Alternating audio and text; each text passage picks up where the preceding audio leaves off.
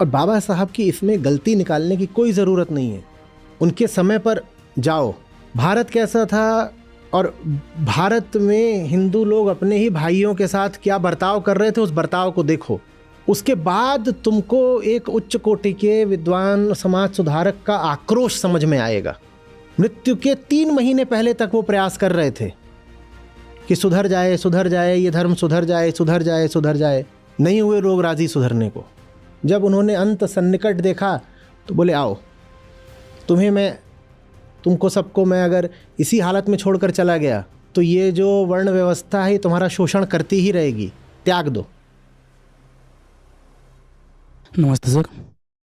Sir, आज बुद्ध पूर्णिमा भी है और डॉक्टर बाबा साहेब अम्बेडकर ने नागपुर में जो दीक्षाभूमि है, जो धर्म परिवर्तन किया था बौद्ध धर्म में, उसमें 22 प्रतिज्ञाएं ली थी। उसमें बहुत सारे जो प्रतिज्ञाएं थे उसमें एक दो चीज़ें ये भी थी कि मैं ब्रह्मा विष्णु महेश को नहीं मानूंगा, या भगवान बुद्ध को भी विष्णु का अवतार नहीं मानूंगा। तो ये जो हिंदू धर्म या सनातन धर्म से जो रिलेटेड अपने ग्रंथ है, उपनिषद, वेदांत या जो भी वेद या गीता, उनसे जो समाज का कुछ जो हिस्सा है वो अनभिज्ञ है और वो उस तरफ जाना ही नहीं चाहता, क्योंकि जो आदर्श जो मानते हैं बाबा साहब को, वो ये जो गीता है या उपनिषद है, इनको हिंदू धर्म का हिस्सा मानते हैं।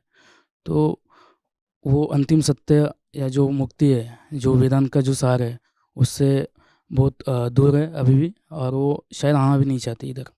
तो इसको कैसे उनको लाया जाए? देखो, कोई दवा ऐसी नहीं होती जिसके साइड इफ़ेक्ट ना हो, और दवा तो देनी पड़ती है, नहीं तो मरीज को बचाना मुश्किल हो जाएगा।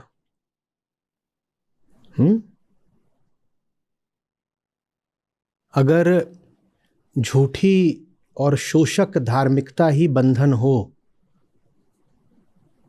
तो कैसे न कहा जाए देश की जो कम से कम 20% आबादी है, मैं कम से कम कह रहा हूं, और बढ़ाओगे अगर तो 50% से आगे, कैसे न कहा जाए उनको कि इस शोषक धार्मिकता का त्याग कर दो? कहना पड़ेगा ना। और फिर उस प्रक्रिया में जो शोषक धार्मिकता है उसके प्रतीकों को भी ठुकराने के लिए बोलना पड़ता है।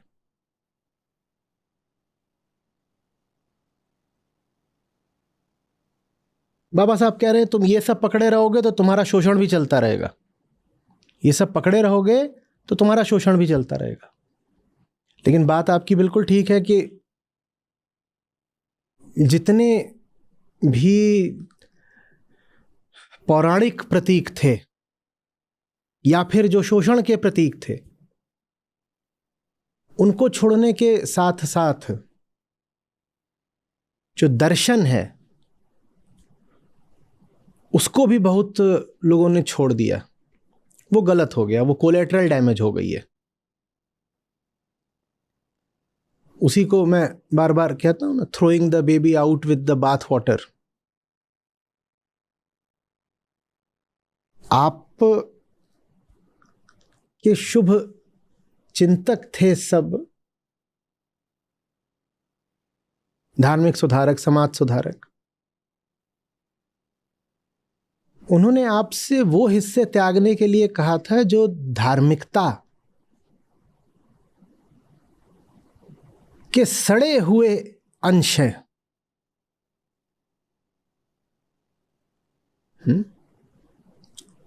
लेकिन हमने उनकी बात को आधार बना करके धार्मिकता के केंद्र को ही त्याग दिया। धार्मिकता के केंद्र को ही अगर त्यागना होता तो बाबा साहब सिर्फ ये कहते ना कि अब मैं हिंदू नहीं हूं। उन्होंने कहा मैं हिंदू नहीं हूं, मैं बुद्ध की शरण में जा रहा हूं। बुद्धम शरणम गच्छामि, संघम शरणम गच्छामि। सोचो इस बात का अर्थ। वो ये भी तो कह सकते थे कि मैं अनीश्वरवादी हो गया, मैं नास्तिक हो गया, मैं किसी धर्म को नहीं मानता। उन्होंने माना कि धर्म मनुष्य की केंद्रीय जरूरत है, तो उन्होंने धर्म को नहीं छोड़ दिया। और हिंदू धर्म में भी सुधार की उन्होंने भरसक चेष्टा करी, पर क्या करें अगर समाज ही बदलने को राजी नहीं था तो। उन्होंने धार्मिकता नहीं छोड़ी है, उन्होंने उस समाज को छोड़ा है जो अपनी शोषक वृत्ति त्यागना चाहता ही नहीं, और उसी शोषक वृत्ति को आगे बढ़ाने के लिए जिसने धर्म को भी विकृत कर रखा है। बाबा साहब ने कहा ऐसे समाज को भी बोलो टाटा बाय बाय, और उस समाज ने धर्म में जितने विकार डाल रखे हैं उन विकारों को भी बोलो अलविदा, तुम चलो। फिर से सोचिएगा, अगर धार्मिकता ही बुरी होती तो बाबा साहब बौद्ध क्यों बनते? क्यों बनते? धार्मिकता बुरी नहीं है, धार्मिकता में जितने हमने प्रदूषक तत्व डाल दिए हैं अपने स्वार्थ की खातिर, वो सब बुरे हैं, उनको त्यागना होता है। रिलीजियस नोशंस जो बोला था, रिलीजियस नोशन से भी ऐसा लगता है कि ये कोई हल्की फुल्की बात हो, वो जहर है। हम जिसको धर्म समझते हैं वो जहर है। बाबा साहब ने वो जहर हटाने के लिए कहा था। आम आदमी जिसको अपनी जिंदगी में धर्म समझ कर रखता है वो धर्म है ही नहीं, और बाबा साहब ही नहीं, आप वैदिक ऋषियों को भी ले आइए, वो भी माथा पीट लेंगे। वो कहेंगे हमने ये धर्म सिखाया था, ये जो तुम अंधविश्वास और तमाम तरह की कुरीतियां और प्रथाएं और परंपराएं पकड़ के चल रहे हो, हमने ये धर्म दिया था क्या तुमको? जातिवादी। ये जो तुम सिर्फ जातिवादी ही नहीं है, जाति में तो ऐसा लगता है किसी दूसरे का शोषण हो रहा है। आम आदमी, आम हिंदू जो धर्म पकड़कर चल रहा है उसमें वो अपना भी खूब शोषण करता है, अपने परिवार का शोषण करता है। वो दुनिया को भी नहीं जीने देता, खुद को भी नहीं जीने देता, और प्रकृति का भी शोषण करता है।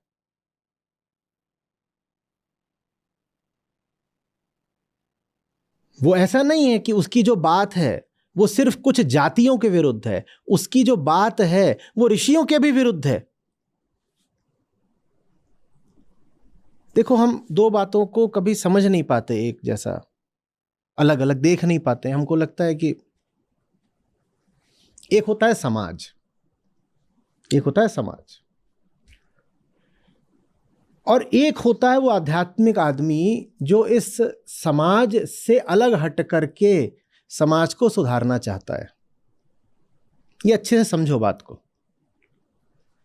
समाज है, और समाज होता है औसत दर्जे के लोगों का, मीडियोकर लोगों का, जो जैसी उन्होंने अपने स्वार्थ के लिए व्यवस्था बना दी वो उस पर ही चलते रहते हैं। इसी समाज में से कुछ बहुत विद्रोही और प्रतिभाशाली और बिरले लोग पैदा होते हैं जो कहते हैं हमें ऐसी सामाजिक व्यवस्था में रहना ही नहीं है। पुराने समय में ऐसे लोग समाज की सामान्य व्यवस्था और समाज की चार दीवारी का उल्लंघन करके अलग चले जाते थे। अलग चले इसीलिए जाते थे क्योंकि वो समाज में रह ही नहीं सकते थे। उनका दम घुट जाता या समाज वाले उनको मार डालते, तो वो अलग चले जाते थे। उनको हमने ऋषि बोला। वो विद्रोही थे, वो समाज के विद्रोही थे।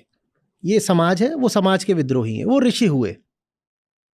वहां उन्होंने बैठकर समाज को सुधारने की बहुत कोशिश की। उसी कोशिश का नाम दर्शन होता है, फिलॉसफी। अब समाज एक चाल चल रहा है, एक ढर्रा है उसका, और ऋषियों का बहुत छोटा सा एक समुदाय है जो बिल्कुल एक नई बात बताना चाह रहा है समाज को। समाज को कह रहा है तुम गलत हो, तुम पुराने अंधेरों पर चल रहे हो, समझो, जागो, कुछ अपने आप को जानो। समाज शोषण पर चलता है, हर तरीके का शोषण। आदमी अपना शोषण करता है, आदमी दूसरों का शोषण करता है, अपने पड़ोसी का करता है, अपनी पत्नी का करता है, अपने बच्चों का करता है, और अपना भी शोषण खूब करवाता है। समाज ऐसे चलता है, स्वार्थों पर। ऋषियों ने कहा स्वार्थ पे जो जीवन चल रहा है और स्वार्थ पर जो समाज चल रहा है जीने लायक नहीं। तो समाज जो कुछ चला रहा था वो सब सामाजिक व्यवस्था में आता। उसमें तुम अपना सब वर्णाश्रम डाल लो, और बहुत सारा जो स्मृति साहित्य है वो सामाजिक है। उसको कहा भी यही गया है कि वो जो पूरा स्मृति साहित्य है वो सामाजिक ही है। वो मनुष्यों ने लिखा है, वो समाज ने लिखा है। और ऋषि जो इस समाज से अलग हो गए थे उनके साहित्य को श्रुति कहा गया, उसको अपौरुषेय कहा गया। कहा नहीं, देखो ये मनुष्य के साधारण मन की उपज नहीं है, यह अपौरुषेय है। स्मृति जो साहित्य है पूरा, उसको कभी नहीं कहा गया कि ये मनुष्य ने नहीं लिखा, वो मनुष्य ने लिखा है। मनुष्य उसको आज भी लिख सकता है, उसमें कोई रोक भी नहीं है, आप आज भी लिख दो। स्मृति साहित्य में क्या आता है? ये सब जो तमाम स्मृतियां हैं वो आती हैं। उसमें धर्मसूत्र हुए, धर्मशास्त्र हुए, इतिहास ग्रंथ हुए और पुराण हुए। ये सब स्मृतियों में आते हैं, ये सब स्मृतियों में। समाज इन सबको लेके चल रहा था। ऋषियों ने दर्शन रचे, ऋषियों से वेदांत आया। वेदांत ये सब जो चल रहा था उसके खिलाफ विद्रोह है। हम नहीं समझ पा रहे इस बात। तो ये जो समाज है उसको समझो कि ये बीमार लोगों का एक समुदाय है। हजारों बीमार लोग, लाखों बीमार लोग हैं। और यहां ऋषि हैं, उनको समझ लो कि वो डॉक्टरों का एक छोटा दल है, 10-20 डॉक्टर। हजारों बीमार लोग, 10-20 डॉक्टर। ये बीमार लोग ऐसे ही बीमार नहीं है, इनकी पुरानी आदत है बीमार होने की। इन्होंने गंदे ढर्रे पकड़ रखे हैं बीमारी के, इसलिए बीमार हैं, और ये अपनी बीमारी छोड़ना भी नहीं चाहते। इन्होंने बीमारी के पक्ष में अपनी किताबें लिख डाली हैं, वो बीमारी इनकी किताबों में भी दिखाई दे रही है। ऋषियों ने उधर जाकर के कोशिश करी इन बीमारों को स्वास्थ्य देने की। बीमारियों में से एक बीमारी का नाम है जाति, बहुत बड़ी बीमारी। तो ऋषियों ने फिर जो ग्रंथ लिखे वो सब जाति के खिलाफ है। हम क्या सोचते हैं कि जाति के खिलाफ बातचीत पिछले 100-200 सालों में हुई है, बस नहीं। जाति के खिलाफ बातचीत वेदांत के समय से हो रही है। मैंने इतनी बार आपको बताया है, एक पूरा उपनिषद ही समर्पित है जाति का पुरजोर विरोध करने को। वेदांत का पूरा मर्म ही जाति को कहीं से स्वीकार नहीं करता। तो ऋषि यहां बैठ करके समाज सुधार की पूरी चेष्टा कर रहे थे, पर समाज सुधरने को राजी नहीं, उनकी बात सुनने को कोई राजी नहीं। हां, ऊपर ऊपर से उनको सम्मान दे दिया, अरे ऋषि हैं, ऋषि हैं, पर ऋषियों की बात सुनी किसने आज तक? ऋषि समझा रहे हैं, यहां कोई सुनने को राजी नहीं। वो समझा रहे हैं, यहां कोई सुनने को राजी नहीं। उनके ग्रंथों में साफ साफ लिखा हुआ है कि अरे समाज वालों, तुम्हारी सब मान्यताएं, परंपराएं, तुम्हारे सब आग्रह सब झूठे हैं। तुम जितनी कल्पनाएं करके बैठे हो सब झूठी हैं। ऋषि ये समझाना चाह रहे हैं, समाज में कोई सुनने को राजी नहीं।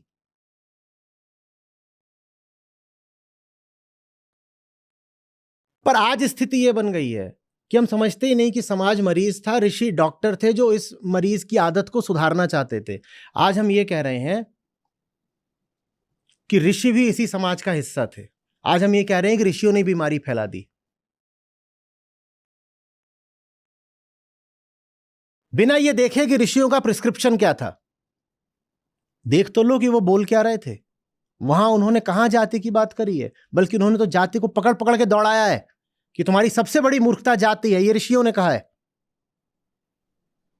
ऋषि क्या करें, उनके पास तोप गोला बंदूक तो है नहीं, वो कैसे सुधारे समाज को? वो तो बस बोल सकते थे।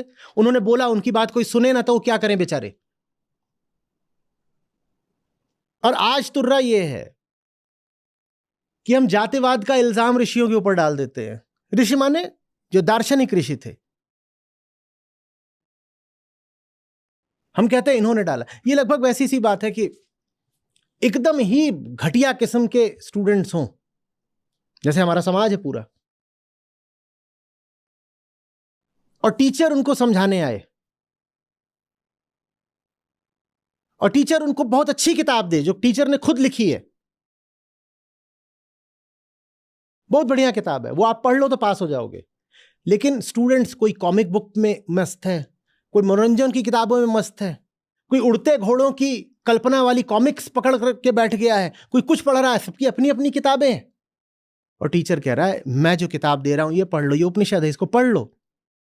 पर वो जितने स्टूडेंट बैठे हैं उन पे सब पे लफंगाई चढ़ी हुई है, वो सब अपनी अपनी मनोरंजक किताबें लेके बैठे हैं। टीचर की किताब कभी किसी ने पढ़ी नहीं। अब समय बीतता गया, सारे स्टूडेंट फेल हो गए बिल्कुल। अब जब ये फेल हो गए तो ये टीचर को पीट रहे हैं, कह रहे हैं टीचर तू था, तूने हमें पास क्यों नहीं कराया। वो कैसे पास कराए? वो जो किताब दे रहा था तुमने पढ़ी कभी? भारत में आज भी कितने लोगों ने भगवत गीता सचमुच पढ़ी है? कितने लोगों ने पढ़ी है? ऋभु गीता कितने लोगों ने पढ़ी है? अवधूत गीता कितने लोगों ने पढ़ी है? बताओ तो। टीचर ने जो सचमुच किताबें दी थी तो किसी ने पढ़ी नहीं है, सबने अपने अपने मन की करी है, अपने अपने मन की करके सब फेल हो गए। अब जब फेल हो गए तो टीचर को पीट रहे हैं और टीचर की किताब जला रहे हैं, कह रहे हैं उपनिषद जला दो, इन्हीं से हमारा बंटाधार हुआ है। उपनिषद से तुम्हारा बंटाधार हुआ है? तुमने उपनिषद पढ़े ही कब थे? वो अपनी किताबें नहीं जला रहे, वो टीचर की किताब जला रहे हैं कि टीचर की किताब जो है यही सबसे खराब है। पर टीचर की किताब तुमने पढ़ी कब थी? टीचर की बात तुमने सुनी कब थी? समझ में आ रही है बात? गंदगी छोड़नी होती है, सच्चाई थोड़ी छोड़नी होती है। और गंदगी जरूर छोड़ो, बाबा साहब ने बिल्कुल ठीक करा था। वो बोले कि धर्म के नाम पर यहां 99% बस गंदगी ही बची है, इसको त्याग दो। लेकिन भूसे के ढेर में भी अगर हीरा हो तो हीरा थोड़ी छोड़ दोगे या छोड़ोगे? भूसा छोड़ा, बहुत अच्छा किया, हीरा मत छोड़ो। और हीरा है, कोई ये ना कहे कि हीरा नहीं है, हीरा है। वैदिक जो धर्म है उसके केंद्र पर जाति नहीं है, उसके केंद्र पर वेदांत है। कोई आपसे पूछे कि वैदिक धर्म किस पर चलता है तो ये मत कह दीजिएगा जातिवाद पर चलता है, वेदांत पर चलता है। वेदांत एक फिलॉसफी है, एक दर्शन है, और उससे ऊंचा दर्शन कहीं कोई नहीं है। मैं नहीं बोल रहा हूं, आप जाकर किसी दार्शनिक से पूछ लीजिए, वो यही कहेगा, the philosophy of the self. बात खत्म हो जाती है वहां पे आकर। उसको कैसे छोड़ सकते हो?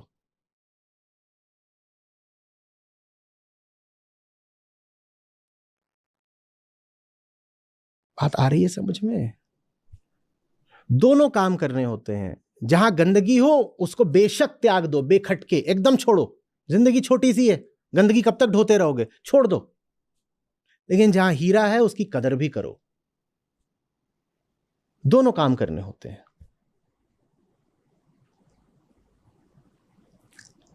समझ रहे हो बात को कि नहीं?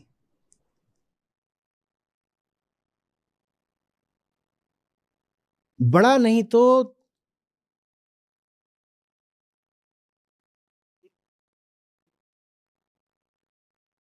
एक त्रासद प्रसंग हो जाएगा, ट्रेजेडी। जानते हो क्या? हमारे दलित भाइयों को पहले जो उच्चतम दर्शन था वो पढ़ने नहीं दिया गया। और आज जब उनके पास सारे अधिकार हैं, वो पढ़ सकते हैं, तो कह रहे हैं हम खुद ही नहीं पढ़ेंगे। माने दोनों ही हालातों में वो तो बेचारे वंचित ही रह गए ना। पहले पढ़ने नहीं दिया गया, आज पढ़ सकते हैं तो कह रहे हैं हम पढ़ेंगे नहीं। पढ़ने में क्या बुराई हो सकती है? मत मानना, पढ़ तो लो, पढ़ तो लो।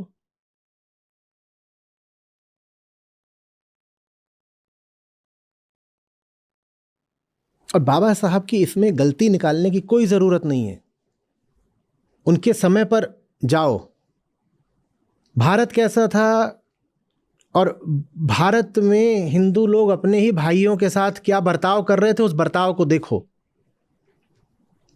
उसके बाद तुमको एक उच्च कोटि के विद्वान समाज सुधारक का आक्रोश समझ में आएगा। मृत्यु के 3 महीने पहले तक वो प्रयास कर रहे थे कि सुधर जाए, ये धर्म सुधर जाए। नहीं हुए लोग राजी सुधरने को। जब उन्होंने अंत सन्निकट देखा तो बोले आओ, तुम्हें मैं अपने सब जो उनके दलित अनुयायी थे तुमको सबको मैं अगर इसी हालत में छोड़कर चला गया तो ये जो वर्ण व्यवस्था है तुम्हारा शोषण करती ही रहेगी। त्याग दो, वर्ण व्यवस्था को बिल्कुल त्याग दो। वर्ण व्यवस्था कौन सा वेदांत सम्मत है? वर्ण व्यवस्था ही नहीं, पूरा जो वर्णाश्रम व्यवस्था है वो वेदांत सम्मत नहीं है बिल्कुल। वेदांत कहता है तुम देह ही नहीं हो, जब तुम देह ही नहीं हो तो कौन सी उम्र तुम्हारी, बिना उम्र के आश्रम नहीं चल सकता। और जब तुम देह ही नहीं हो तो कौन सा वर्ण तुम्हारा, बिना देह के वर्ण नहीं चल सकता। बात खत्म, दोनों समाप्त। वेदांत तुमको चेतना मात्र की तरह देखता है, जिसका लक्ष्य है अपना ही विगलन, अपनी ही समाप्ति, मुक्ति, शून्यता। यहां पर वेदांत और बौद्ध दर्शन बिल्कुल एक हो जाते हैं। मिट जाओ, मुक्त हो जाओ, कुछ ना बचे, खाली हो जाओ। वास्तव में जातिवाद को हटाने का वेदांत से अच्छा तरीका कोई है भी नहीं। वैदिक धर्म है ना हमारा, तो वेदांत हमारा दर्शन है। और जो सचमुच वैदिक हो गया वो अब जातिवादी रह ही नहीं सकता। वो हंसेगा जातिवाद जैसी बात पर। क्या मूर्खता है जाति। हम क्या गाया करते हैं, जाति हमारी आत्मा, आगे गोत्र हमारा ब्रह्म, आगे सत्य हमारा बाप है, और मुक्ति हमारा धर्म। जाति हमारी आत्मा, गोत्र हमारा ब्रह्म, सत्य हमारा बाप है और मुक्ति हमारा धर्म। यह है वेदांत। लेकिन हमारा समाज वेदांत को स्वीकार करने को तैयार ही नहीं है। आज भी हिंदू लोग अपने धर्म में न जाने कौन कौन सी बातें पकड़कर बैठे हुए हैं। नतीजा यही होगा कि जिन भी लोगों को गरिमा का जीवन जीना है वो फिर हिंदू धर्म छोड़ेंगे ना। बाबा साहब ने छोड़ा, न जाने कितने और छोड़ेंगे। और आप उन्हें दोष नहीं दे सकते, क्योंकि मनुष्य की गरिमा और स्वतंत्रता बहुत बड़ी बात है। कैसे रह ले वो ऐसे लोगों के साथ जो उन्हें बराबर का ही नहीं मानते, जो उन्हें हीन और नीच मानते, उनके साथ कैसे रहा जा सकता है। और यही नहीं कि जाति के आधार पर लोग छोड़ेंगे, बुद्धि के आधार पर भी लोग छोड़ेंगे। जिस किसी की बुद्धि, मेधा, विचारणा, प्रज्ञा थोड़ी सशक्त होने लगेगी, वो कहेगा मैं ऐसे धर्म में नहीं रह सकता जिसमें इतने अंधविश्वास, इतनी कुरीतियां हैं। और कुरीतियों में सबसे बड़ी कुरीति जातिवाद। वो कहेगा मैं छोड़ दूंगा। सनातन धर्म को अगर बचाना है तो उसके केंद्र में वेदांत को फिर से स्थापित करना पड़ेगा, और कोई तरीका नहीं है। हमने ऋषियों को कभी नहीं आदर सम्मान दिया है, अब देना पड़ेगा। और हमें हर उलझुल किताब को ग्रंथ या शास्त्र बोलना बंद करना पड़ेगा। धर्म होता है मुक्ति के लिए। धर्म का एकमात्र उद्देश्य मुक्ति है। किसकी मुक्ति? अहंकार की। तो सिर्फ वही किताब शास्त्र कहलाने योग्य है जो अहम की मुक्ति की बात करती हो। जो इधर उधर की 50 कहानियों की बात करती हो, हमें उस किताब को शास्त्र मानने से ही इनकार करना पड़ेगा। धर्म का क्षेत्र हमारे मनोरंजन के लिए नहीं है, धर्म का क्षेत्र हमारी मुक्ति के लिए है। जिस किताब से मुक्ति में सहायता मिलती हो उसको मानेंगे, बाकी सब तो पुराने संग्रहालयों में अपना स्थान पाएं।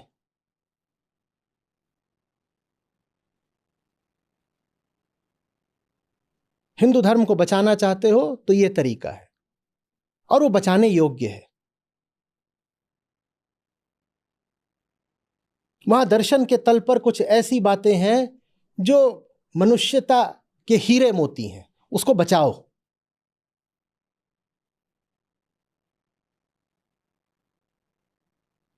हीरे के ऊपर 10, 20, 50 टन कचड़ा डाल दोगे तो वही होगा जो हो रहा है। कचड़े के साथ साथ हीरा भी फिक जाएगा। कबीर साहब गाते हैं ना, मोरा हीरा हेराए गयो कचरे में। वो सनातन धर्म की बात कर रहे हैं। मोरा हीरा हेराए गयो कचरे में।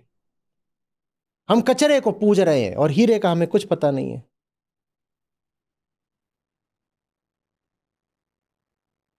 और हीरे की बात करने आओ तो ये जितने कचरावादी हैं ये सब बड़े कुपित हो जाते हैं।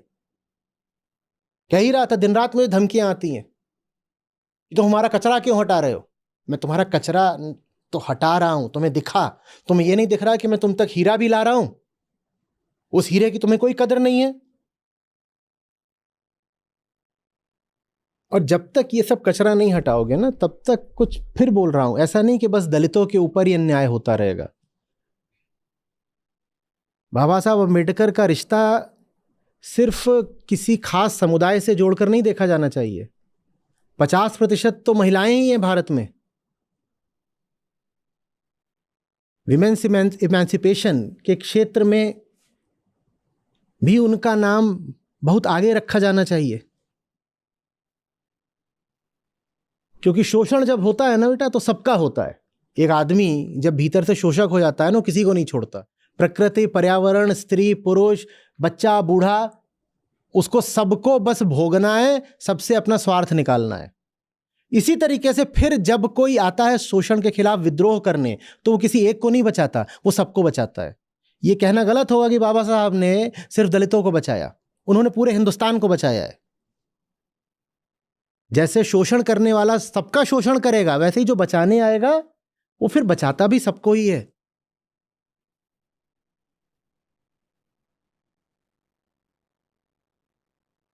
लेकिन आप कब तक इंतजार करते रहोगे कि कोई आएगा और बचाएगा? आप कब तक कचरा ही खाते रहोगे? कब तक आप दूसरों की दी हुई रोशनी पर चलते रहोगे? अद्भुत प्रकाश देने वाला जगमग हीरा है वेदांत, और वही आपके धर्म का मूल है, मर्म है, स्रोत है, केंद्र है। और सरल से सरल है, अति संक्षिप्त है उपनिषद।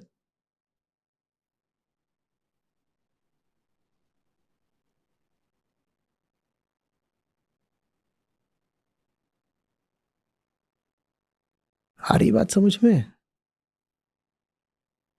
आपके प्रश्न से ऐसा लग रहा था जैसे आप कह रहे हो कि हमारे दलित बंधु अब वेदांत नहीं पढ़ते। अच्छा बता दो कि जो दलित नहीं हैं वो कितना पढ़ते हैं? वो कितना पढ़ रहे हैं? हीरे की कदर तो कोई भी नहीं कर रहा ना। कौन पढ़ रहा है?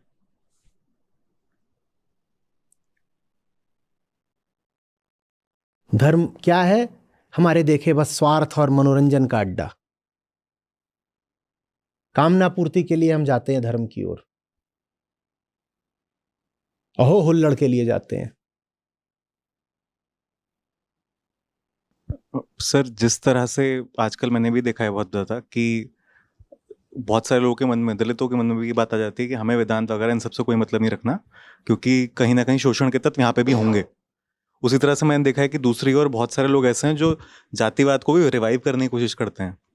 वो उसको अलग अलग तरह के नाम देने की कोशिश करते हैं, और रादर इस चीज़ को ये सही ठहराने की कोशिश करते हैं कि नहीं, पहले जो व्यवस्था थी उसमें कुछ ना कुछ लॉजिक था। इस तरह से क्या लॉजिक था? वो अपनी ओर से जो उसमें कहते हैं कि नहीं देखो, सबका काम करने का एक वो होता है ना, एक्यूमेन, सबका काम करने का एक्यूमेन होता है, तो उसी हिसाब से लोगों को उनके काम दिए हाँ, तो गए थे। इंसान का काम करने का एक्यूमेन होता है। जो उसका एक्यूमेन है उसको दे दो ना काम। मेरा एक्यूमेन कितना है ये मेरे पिताजी से कैसे निर्धारित होगा? और मेरा एक्यूमेन कैसा है वो चीज मेरे बेटे में या बेटी में कैसे पहुंच जाएगी? ये तो नस्लवाद है, ये तो रेसिज्म है। और जो लोग ऐसी बात कर रहे हैं वो अनपढ़ हैं क्या? उनको पता नहीं है कि इंसान और इंसान के डीएनए में इतना नहीं अंतर होता? और नस्ल का अगर अंतर है तो फिर मैंने कई बार पूछा है, जब खून लेते हो तो नस्ल देख के क्यों नहीं लेते? तब तो जब डेंगू होता है तो हाय हाय करके पहुंच जाते हो कि प्लेटलेट दे दो, प्लेटलेट दे दो। वहां भी कहा करो कि नस्ल वाली प्लेटलेट चाहिए। भाई, जहां स्पीशीज में अंतर होता है थोड़ा भी, वहां एक स्पीशी का खून आप दूसरे को नहीं चढ़ा सकते। इंसान में और इंसान में अंतर होता तो एक इंसान का खून दूसरे को नहीं चढ़ पाता। एक इंसान का दिल, गुर्दा, सारे भीतर के अंग, आंखें दूसरे इंसान के नहीं लग पाती। कहीं ना कहीं यही बात है कि मेरा खून और तेरा खून अलग है। जाके वैज्ञानिकों से पूछ तो लो कि सचमुच खून अलग है क्या? नहीं है अलग भाई बाबा। कैसे जायज ठहराने की कोशिश हो रही है? हाँ, मैंने भी देखा है ये जो पूरा कास्टीज में इसको रिवाइव करने की एक दबी छुपी लेकिन बड़ी मजबूत कोशिश अब हो रही है पिछले 1-2 दशकों से। कैसे कर लोगे? किस आधार पे कर लोगे? क्या बोल के करोगे?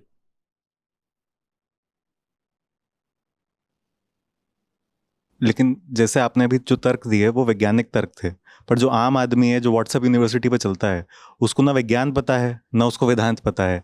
तो उसके साथ होता ऐसा है कि उसके साथ मैसेज ऐसे बना दिए जाते हैं कि उसमें वो अपना अलग सूडो साइंस चलाते हैं कि नहीं पहले जो हमारे ऋषि थे उनको ये पता था, मैंने वो अभी पता जो था। तर्क दिया उस समझने के लिए कितना आईक्यू चाहिए? आपको खून चढ़ा होगा, आपको नहीं चढ़ा होगा तो आपके आसपास किसी को चढ़ा होगा। खून जात देख के चढ़वाया था क्या? तो खून और खून में अंतर कहां है बता दो ना। और एक बात और बता दूं, चालाक सभी हैं। आज के समाज में जो आम व्यवहार रहता है इसमें कौन किसकी जात पूछता है ये बताओ। आप रेस्टोरेंट में बैठे हो, आपको जो वेटर खाना सर्व कर रहा है आप उसकी जात पूछते हो क्या? वहाँ मसाले, हाँ बढ़िया अच्छा है सब है, हाँ ये डाल दो वो डाल दो, इनको ये सर्व करो, baby do you like the music. वहां भी पूछा करो ना, baby do you like the जात। तब तो वहां कहते हो कि अच्छा है, एम्बियंस बहुत अच्छी है, खुशबू बहुत अच्छी है, खाना बहुत अच्छा है। जाके पूछो ना शेफ की जात क्या है, जाओ पूछो। तो जहां अपना रोजमर्रा का व्यवहार है और सुविधा है और स्वार्थ है वहां कोई नहीं जात पूछ रहा। डॉक्टर की भी जात पूछते हो क्या? पूछते हो? हाय हाय करके भागोगे। और जब मर रहे होते हो तब तो एकदम ही नहीं जात पूछते क्योंकि तुम बेहोश होते हो। अभी कोई आकर के ठोक दे गाड़ी वगैरह से, लोग तुमको उठा के ले जाएंगे। अब वहां इमरजेंसी में कौन सा डॉक्टर तैनात है, जात पूछोगे क्या? और लेकिन जान तुम्हारी वही बचाएगा। तो जात पूछना तो वैसे भी बहुत कम हो गया है। ट्रेन में, फ्लाइट में आपके बगल में कौन बैठा है जात पूछते हो? एयर होस्टेस की जात किसने पूछी आज तक बताओ भाई? ये पूछी है? और ये भी नहीं करते कि जात नहीं पता तो अरे अनटचेबिलिटी है भाई, छूंगा नहीं, ये नहीं करूंगा। एक चीज में है जहां पर आकर के जाति अटक जाती है, वो है वैवाहिक संबंध में। नहीं तो जाति तो वैसे भी आधुनिक समाज में पीछे को हटी रही है। और मन जैसे जैसे और उदार होता जाएगा, लोगों की जिंदगी से जैसे जैसे बोझ और बंधन कम होते जाएंगे, वैसे वैसे वैवाहिक व्यवस्था में भी जाति का स्थान कम होता जाएगा। जो लोग कोशिश कर रहे हैं कि ये सब वापस लेकर के आए, मुझे खेद है कि उन्हें सूचित करना पड़ेगा, साहब आप सफल नहीं हो सकते। ऐसा नहीं कि आपको अध्यात्म ही हराएगा, आपको विज्ञान हराएगा और आपको आधुनिकता हराएगी। आप जो करना चाहते हो वो आज से 200 साल पहले शायद संभव रहा हो, आज संभव नहीं है। कोशिश करनी है तो आप करके देख लो।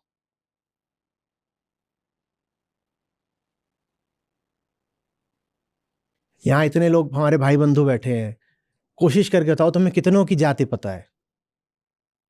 कितनों की पता है? जिनके सरनेम से उछल के ही जाति आ जाती हो उनकी तो फिर भी पता चल जाती है, नहीं तो आधे से ज्यादा लोगों की तो सरनेम से भी नहीं पता चलती। और जिनकी पता चल सकती है उनके सरनेम किसी को याद नहीं रहते। कोई काहे को याद रखे? जाति तो वैसे भी विदा हो रही है, वहीं बची है बस, वो वैवाहिक संबंध में वहीं बची है। गांवों में है और भी चीजों में है, मैं जानता हूं, लेकिन विदा हो रही है। सर जातिवाद का जो प्रेशर है ज़्यादातर महिलाओं पे रहता है।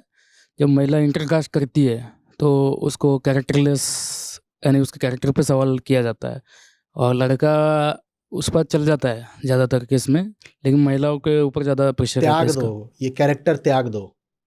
बहुत बड़ी आजादी है ये जो चरित्र नाम की चीज है, इसको त्यागना। मेरा आचरण मेरे बोध से आएगा, समाज के कानूनों रस्मों रिवाजों से नहीं आएगा। चरित्र, आचरण, चर, चर माने मैं कैसा चल रहा हूं, उसी से चरित्र आता है, उसी से आचरण आता है। हाँ, मैं कैसा चल रहा हूं माने मैं कैसा कर्म कर रहा हूं, वो बात मेरी आत्मा से आएगी, समाज के आदेशों से नहीं आएगी। कृष्ण से आएगी, गीता से आएगी, वेदांत से आएगी, सत्य से आएगी। यहां से आएगा मेरा आचरण। समाज ने जो डूज एंड डोंट्स दे दिए हैं, ऐसे चलो, ऐसे मत चलो, वहां से नहीं आना है हमें। धार्मिक आदमी है, गीता की सुनते हैं, वेदांत की सुनते हैं। जो समाज की सुने वो अधार्मिक, नास्तिक। नास्तिक थोड़ी हैं हम। समाज की सुने या गीता की सुने, हाँ तो बस धार्मिक हैं, गीता की सुनते हैं। जो गीता छोड़ समाज की सुनता है वो अधार्मिक, नास्तिक। छी, रखो अपना आचरण अपनी जेब में, ठीक है ना।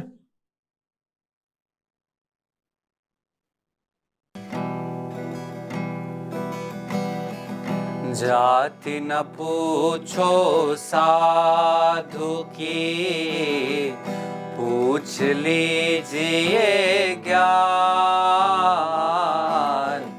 जाति न पूछो साधु की, पूछ लीजिए ज्ञान।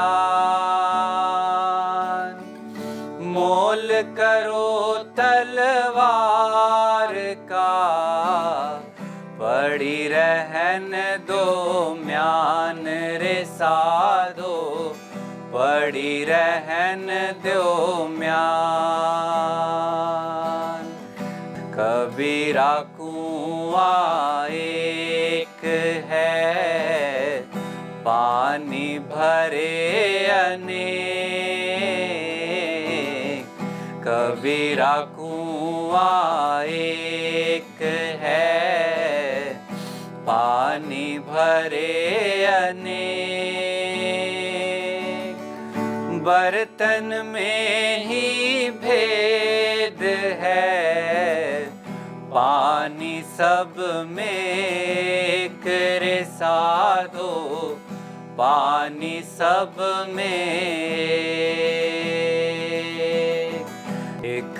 बूंद एक मल मूत्र, एक चाम एक गुदा।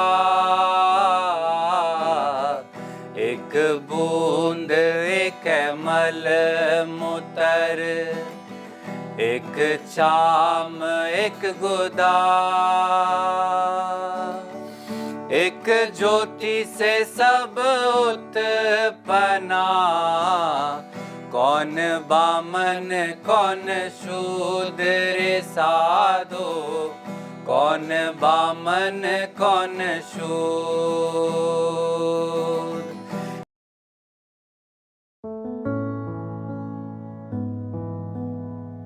कर्मकांड पूरी तरह छूटे, इस हाथों में बंधन होते थे, लेकिन आचार्य जी ने इस बंधन को काटा है। मैं लगभग आचार्य जी से पिछले 4 वर्षों से जुड़ा हुआ हूँ। बाकी लाइव सत्रों से तो जब से सत्र शुरू हुए हैं, सारे सत्रों से जुड़ा हूँ। शुरू में लग रहा था कि सत्र पूरा कंप्लीट नहीं कर पाऊंगा, लेकिन 30 दिन भी सत्र हो रहे हैं। मैं एक डिजीज से ग्रस्त हूँ, फिर भी आराम से सत्रों को कर लेता हूँ, नींद भी कंप्लीट होती है। और ये नहीं करेगा आदमी तो करेगा क्या? अगर सत्र आचार्य जी के नहीं अटेंड करेंगे तो करेंगे क्या? जीवन जाएगा किधर? तो समझ में आ गई है बात कि आचार्य जी के साथ ही रहना है। पशु प्रेम बढ़ा है और विगन हो पाया हूँ आचार्य जी से जुड़ने के बाद। शुरू में तो ऐसे लग रहा था नैतिकता के नाम पे छूटा हुआ था। हमन है इश्क मस्ताना, हमन को होशियारी क्या नहीं।